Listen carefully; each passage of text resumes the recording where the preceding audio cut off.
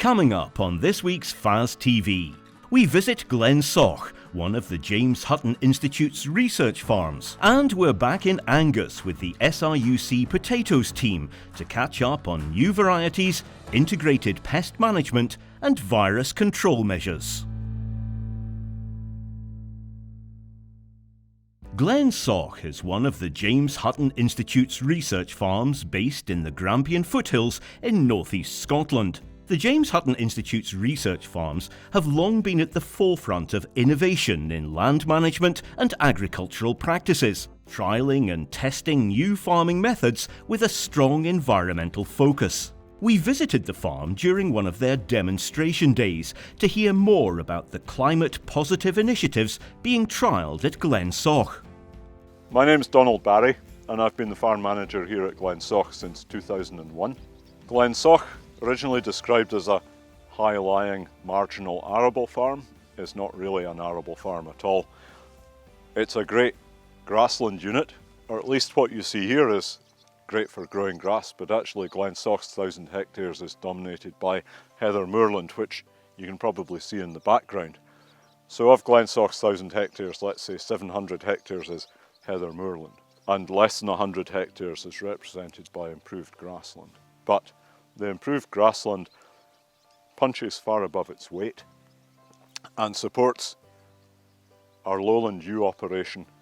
It finishes a lot of livestock in the summer, and perhaps most importantly, it grows the winter keep that we need, which nowadays is silage and or haylage in bales. One of the inescapable facts of farming life in Scotland is winter, and although I'm often challenged to come up with novel approaches to managing and maintaining our livestock, the big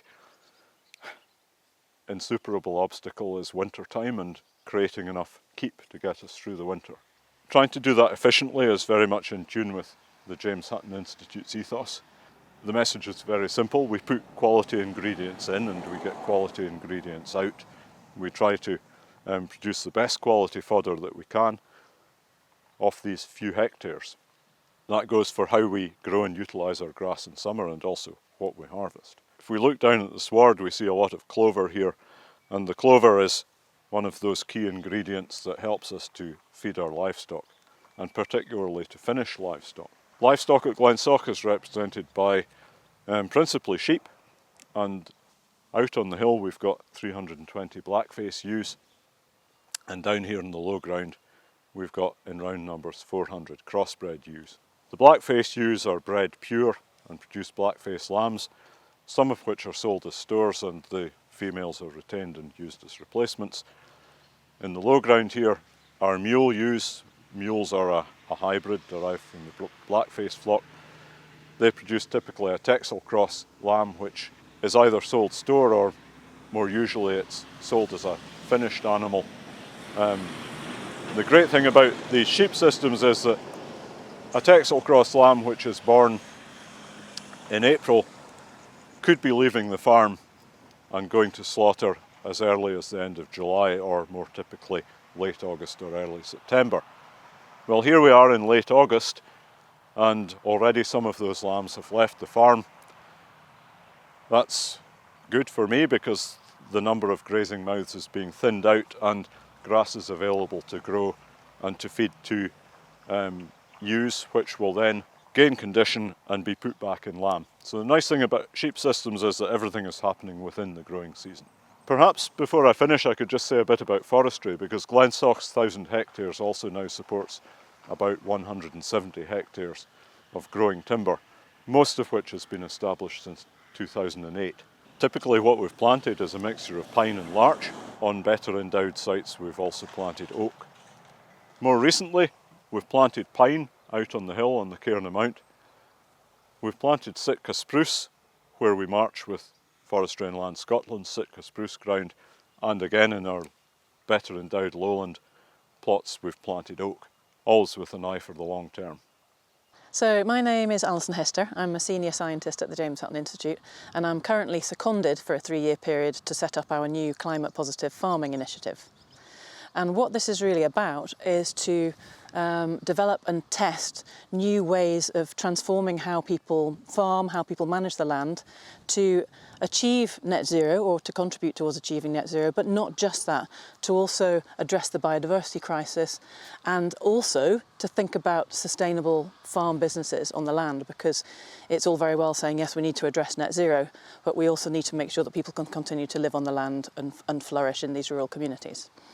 So the benefit of being a researched farm here is that we can look at some of the knowledge gaps that are really needed to help farmers and land managers to address these crises. And we can then test them.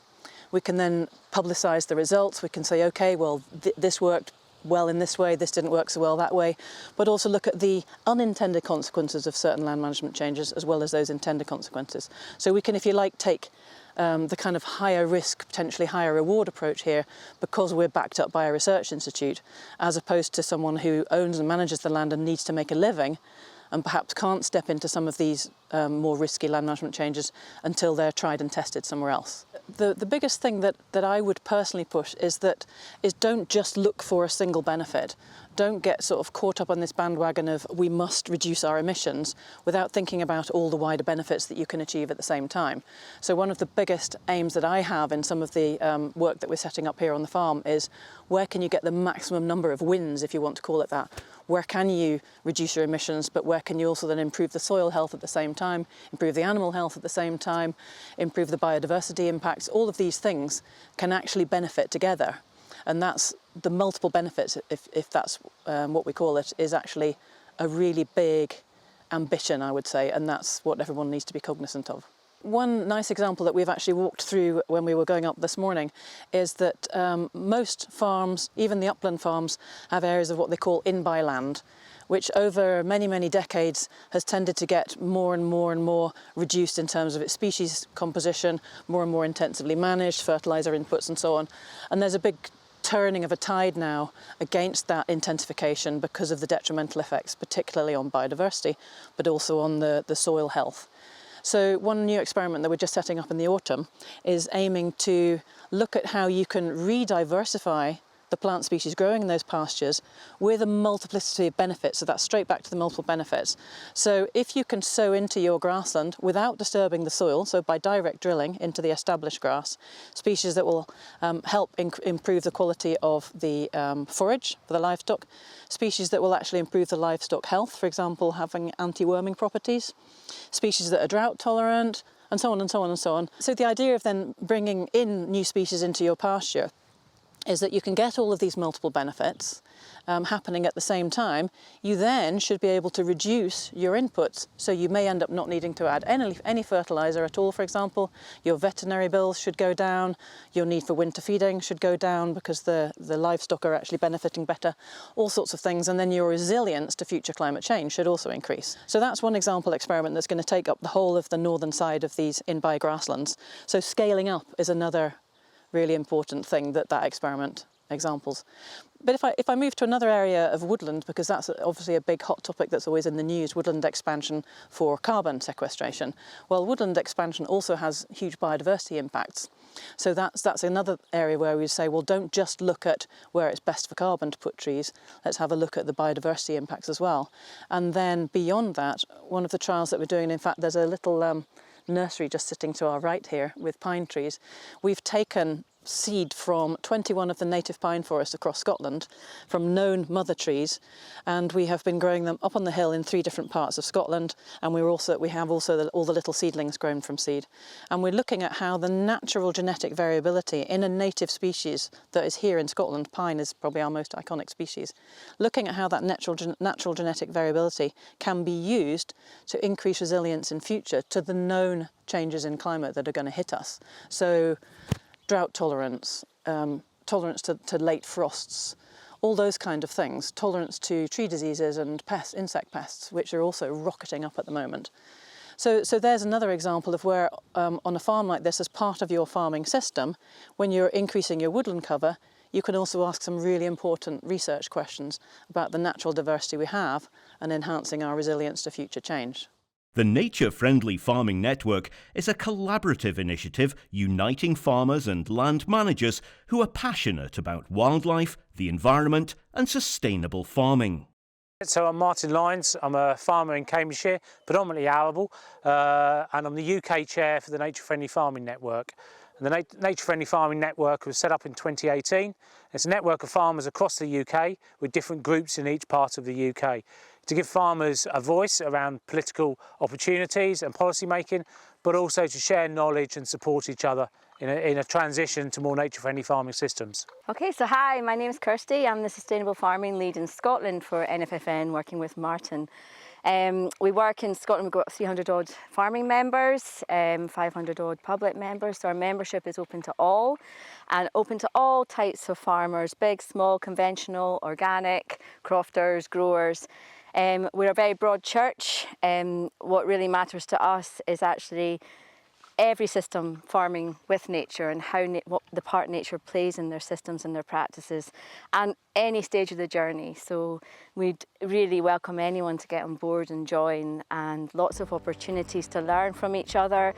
We've got farmers in all stages of the journey, but also, like Martin says, we're really keen to advocate for nature-friendly farming and actually see our future farming frameworks and system being developed to actually support this way of farming, which we believe is the way forward and will actually help us with our climate and nature challenges going into the future. So I think there's huge opportunities around supporting farmers, seeing other farmers do things, and that knowledge transfer and supporting farmers on the ground.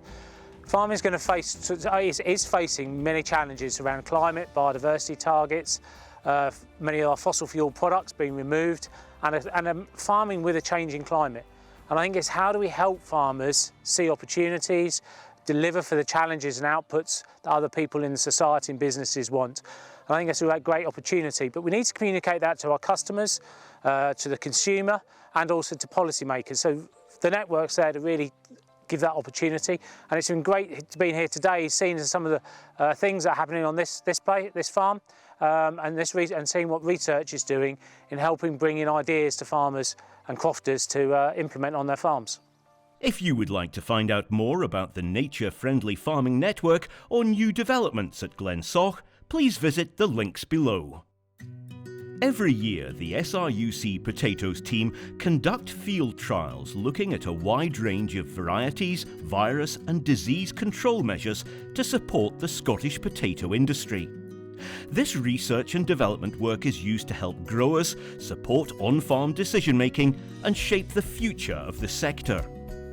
Hi everybody, my name's Kieran Maloney. I'm a potato consultant with SAC Consulting. I'm part of the potatoes team. There's a small team of us dedicated to offering advice, support and development work to the potato industry. So that's growers, but also other companies that are involved in potato production. My specialism is crop health, plant diseases, and potatoes are a crop that suffer from a number of disease and pest problems because of the way that they're propagated. So you don't plant true seeds for potatoes, you plant seed potatoes, so potato tubers, and they can carry a lot of the disease problems with them from season to season. So safeguarding the health of the potato crop is really important. Scotland has an international reputation for potato health. We grow a lot of seed potatoes in Scotland, and it's the best place in the world to grow seed potatoes because of the climate and because of the dedication and professionalism of Scottish growers. There are a lot of pressures on growers, there are a lot of threats as things like climate change mean that we get warmer summers, drier summers, and that can accentuate some pest and disease problems. So we're at one of our trial sites today. So this site has a number of different programs. Some of them are commercial, so they're novel technologies that are being tested by companies. And the theme of this site really is integrated pest management. So traditionally, potato producers, particularly seed potato producers, are quite heavily reliant on insecticides to try and prevent virus spread into their crops. So there are a number of viruses that I think my colleague Innes might have spoken to you about, which are vectored by aphids. And what I mean by that is the aphid acts as the transmission for the virus. So just like in humans, mosquitoes would transmit malaria, the Plasmodium parasite, from one person to another. In potatoes, aphids can spread viruses from one potato plant to another. So our theme here is integrated pest management. Growers have fewer and fewer insecticide options because of concerns from regulators, but also because of resistance issues. If you over-rely on insecticides, aphid populations start to become resistant, they don't work as well, and it's a problem in terms of management. So there's one particular species of aphid, the peach potato aphid, Mysis persicae, which colonises potato crops. And there's one class of insecticides that the Scottish populations are quite resistant to, so that's a real problem for growers. So we're doing a number of things here in terms of integrated pest management. So integrated pest management is where you look at all your components of crop production, all the tools that you've got available, you monitor pests and diseases, you use thresholds when you put together an intervention, and the management options that you have, you think beyond just pesticides. Pesticides are still a key component of integrated control, but you think about novel technologies that maybe have less of an impact on non-target species. You think about other things you can do to manage the crop.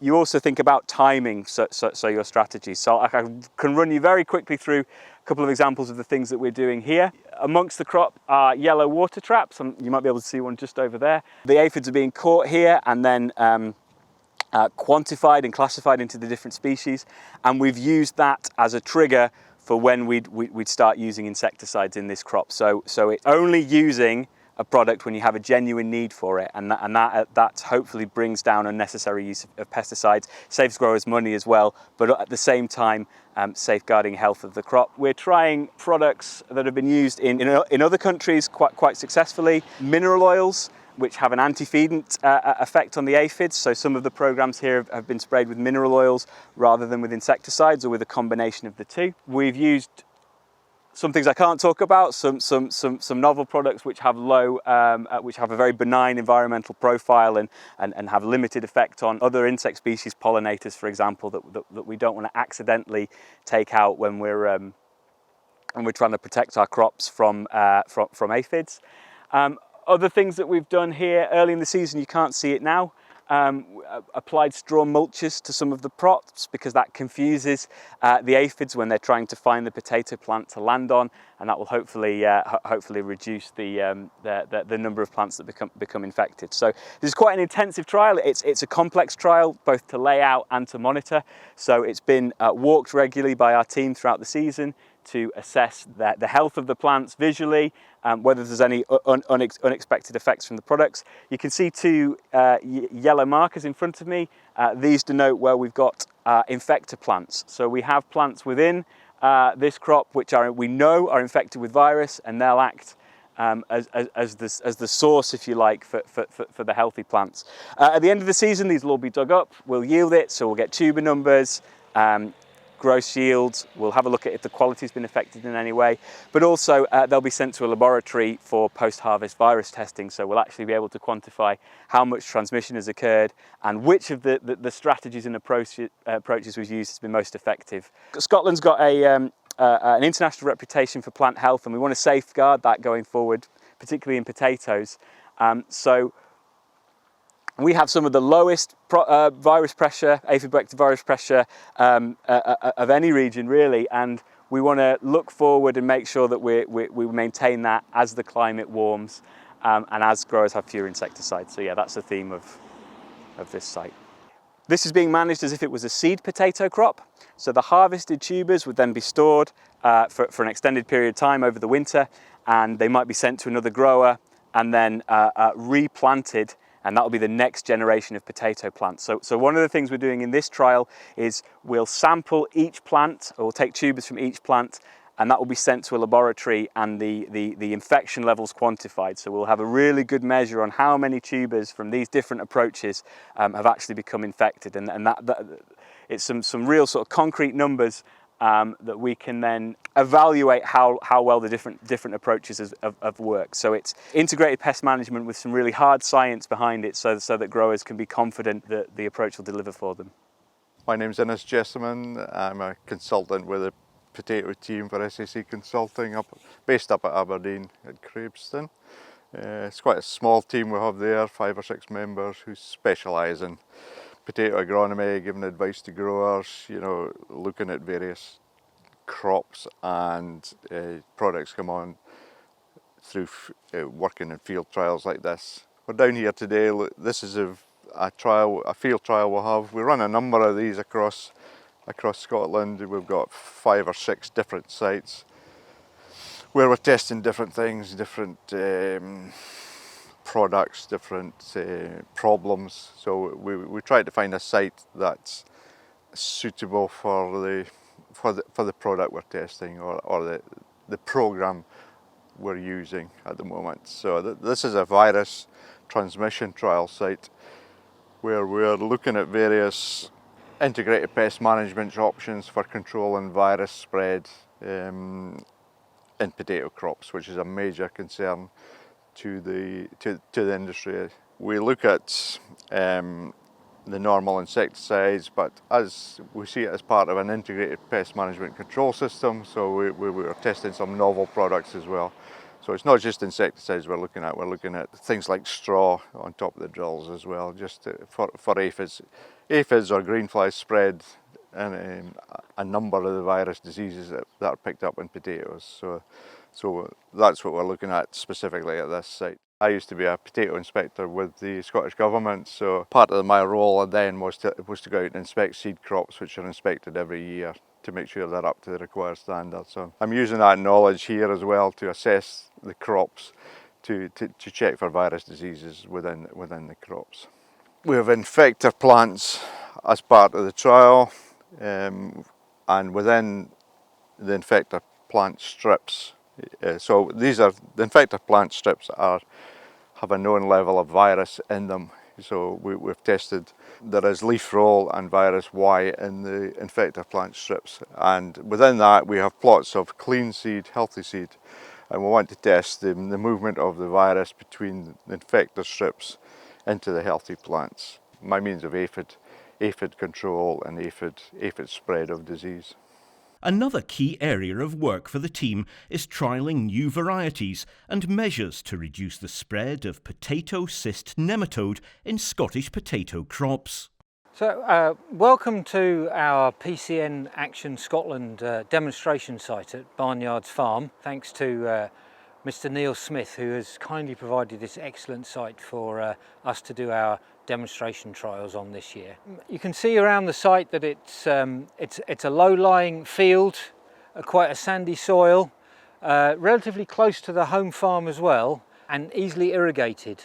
So over the years, this field has been used for potatoes many times over numerous rotations from Neil, his father, and I believe his grandfather as well, have grown potatoes in this field. So it's not really surprising that actually over that period of time that a potato cyst nematode problem has built up in this land. And in recent years, Neil has noticed a reduction in the yield of potatoes occurring on his home farmed land and also in land he rents in as well. And he's identified that as being due to potato cyst nematode. Now, the problem regarding PCN goes beyond just potato growers really as well, because a lot of land which is used to grow potatoes in Scotland is actually rented from non-potato growing farmers. It provides a ready source of income for them over a rotation to let out land to potato growers who specialise in producing the potato crop. But one thing this does mean is that the potato farmers themselves don't have control of that land throughout the whole rotation.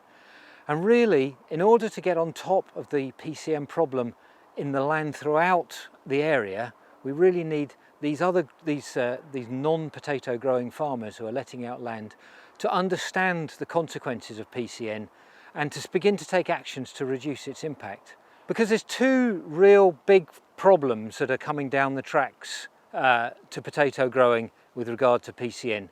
The first one is, for the seed potato industry, we need to have land that is free from potato cyst nematode. An official test needs to be undertaken and no cysts of the nematodes are allowed to be found in that sample.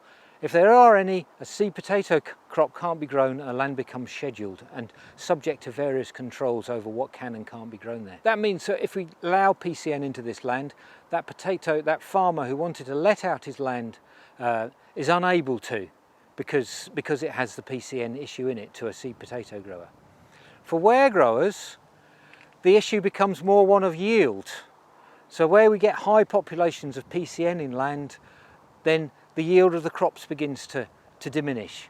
Historically, we've had a range of different nematicides we've been able to use, which have actually been really quite effective in protecting the yield of potato crops, but not quite so good at actually reducing the population of PCN. But the growers have been able to continue to yield.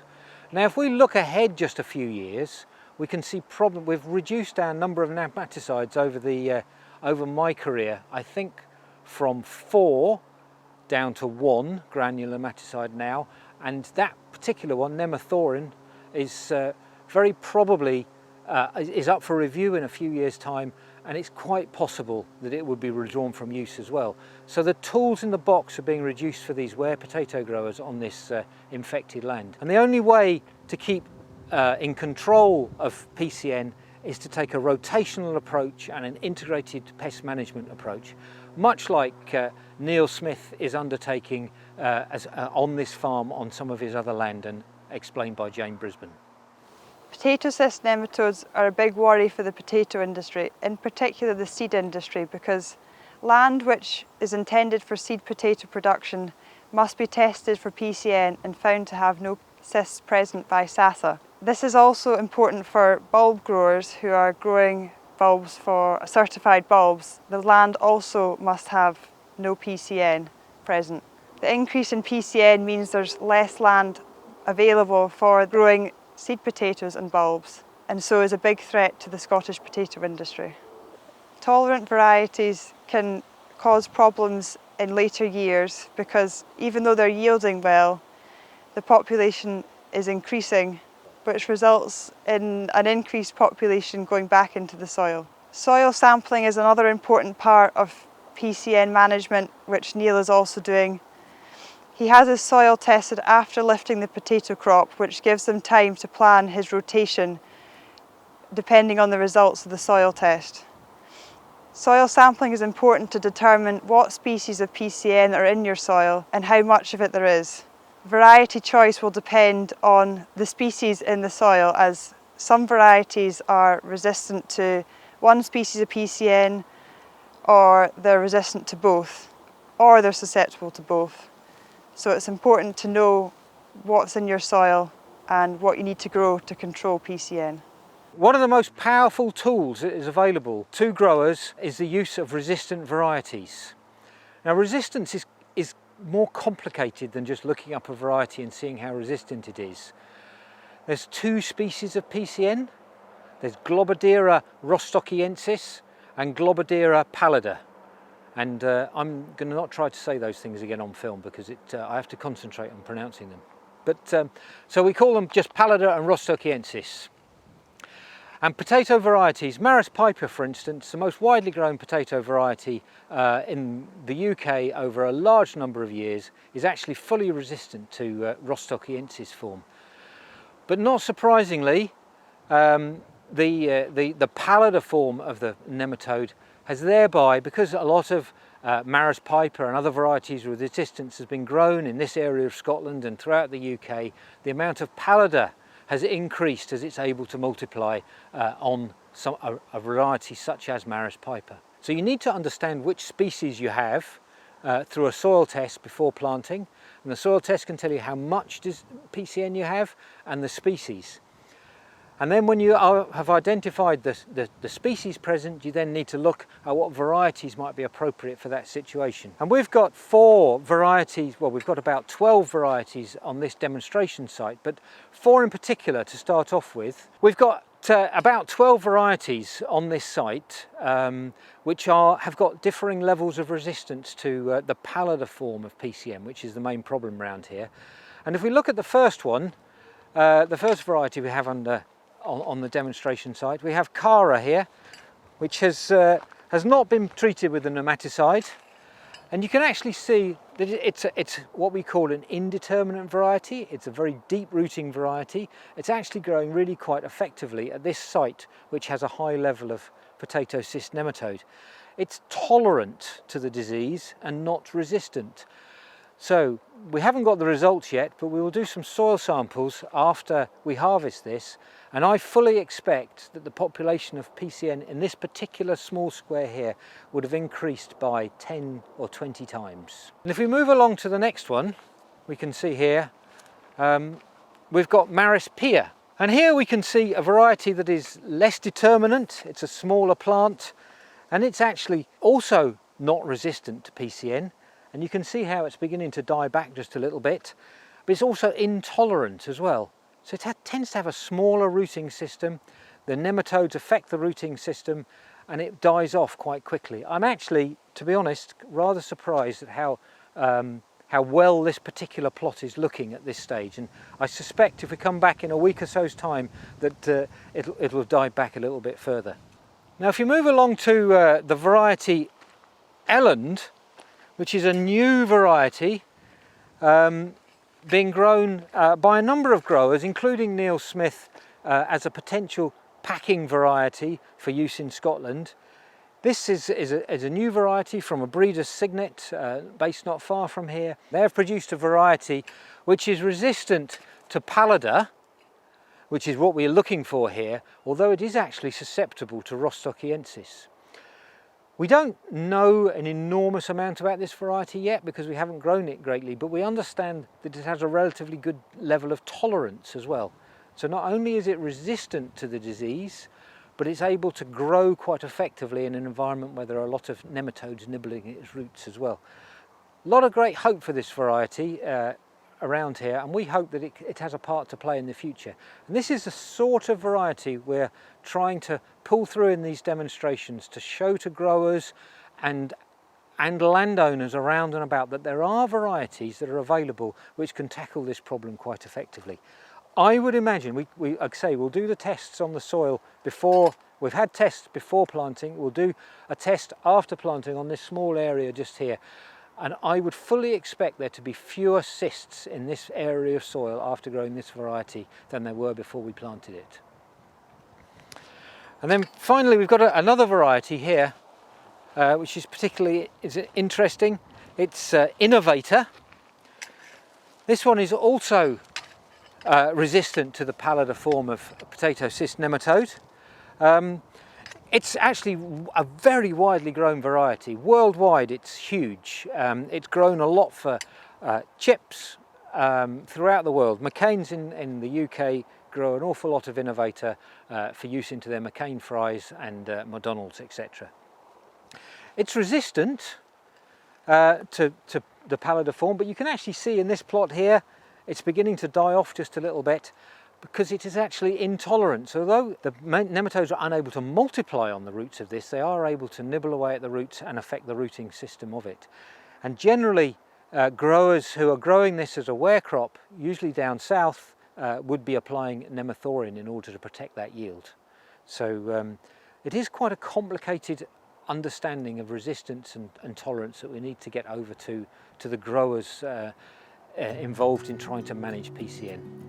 And then if we look just further up the field, we've got about another 8 varieties with differing levels of resistance that we are investigating for the potential for packing varieties for use in Scotland and growers around here. And hopefully out of these trials and demonstrations we'll be able to encourage growers to look more favourably at varieties with resistance and develop much more sustainable cropping systems.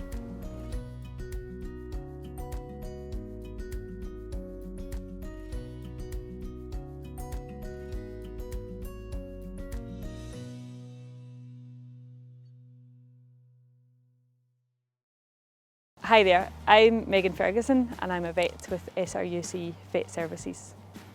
This week we're going to touch on copper poisoning in sheep, abscesses in cattle, and things you should think about before housing comes along. Hopefully we've got a good few weeks of grazing ahead of us still, but we need to think about things that might come up in the next few weeks. So every September we always see a peak in copper poisoning in sheep. We've already had a few cases and we're only just into September. So copper poisoning can affect sheep or cattle.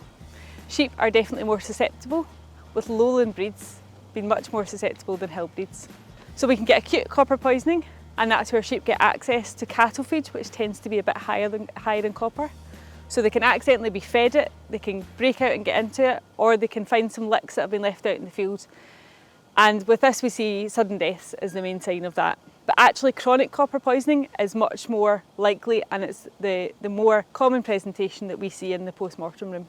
So how does chronic copper poisoning come about? So the liver acts as a sponge and mops up all the copper in the body. And when it becomes too full of copper, it spills out onto the bloodstream, and that's when we see issues. So copper getting into the bloodstream causes a breakdown of red blood cells, and we see this as jaundice, so yellowing of the eyes, yellowing of the mucous membranes, reduced appetites, diarrhoea, and sometimes red urine. So if you see any of these signs, be a bit suspicious of copper poisoning. And again, often we see it as sudden death. That's how it presents. So a lot of sheep this time of year, you're starting to supplement them a little bit, coming up to sales, coming up to tupping time, you might be adding in a bit of concentrate. So just be aware what you're feeding them, what the copper content is in the feed that you're feeding them. Think about any other sources of copper they have. So have they had any drenches throughout the summer that might have contained copper? And before you just start feeding them, just have a look at how much copper they're going to be getting, speak to a nutritionist, and just make sure that we can avoid cases of copper poisoning. Another issue with copper is it can be a food safety issue. So if you've got fat lambs going that have too high levels of copper, then they can't enter the food chain. So that's another reason just to watch what you're feeding them. Another thing we've been seeing in the PM room is lots of abscesses. We all love a juicy abscess in the post-mortem room, but we have been seeing a lot of beef finisher cattle and dairy cattle with liver abscesses, which is not uncommon. We see it quite a lot. But these can happen in response to a diet change as well. So the rumen obviously is full of bacteria that does all the digesting, and when this is imbalanced through an increase in carbohydrates, if you're trying to finish animals off or a diet change, then the pH can drop, and this causes different bacteria to proliferate, and some of these different bacteria can escape the rumen, and the first place they end up is in the liver. And once here what happens is they set up an abscess. That abscess can sit there and not have any effect, or it can be so big that it'll affect the liver function.